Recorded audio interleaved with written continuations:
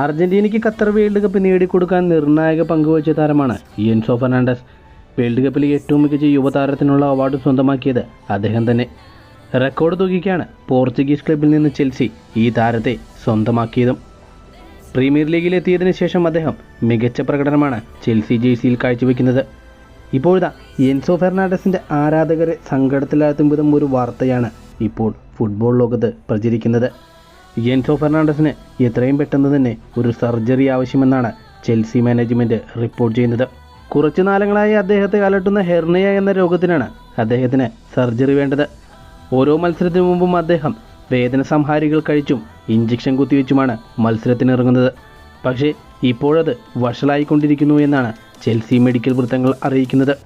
ഈ മാസം 20 നടക്കുന്ന FA കപ്പിലെ മാഞ്ചസ്റ്റർ സിറ്റി വേഴ്സസ് ചെൽസി മത്സരത്തിന് ശേഷം മാത്രമായിരിക്കും എൻസോ ഫെർണാണ്ടസിനെ മെഡിക്കൽ ടീം സർജറിക്കായി പരിഗണിക്കുക. ഈ മത്സരത്തിന് ശേഷം എൻസോയെ കൃത്യമായി നിരീക്ഷിച്ചതിന് ശേഷം സർജറി വേണമെങ്കിൽ 3 ആഴ്ചയായിരിക്കും അദ്ദേഹത്തിന് സർജറിക്ക് ശേഷം വിശ്രമം അനുവദിക്കുക എന്നുമാണ് ചെൽസി മാനേജ്മെൻറ്റ് അറിയിച്ചിരിക്കുന്നത്.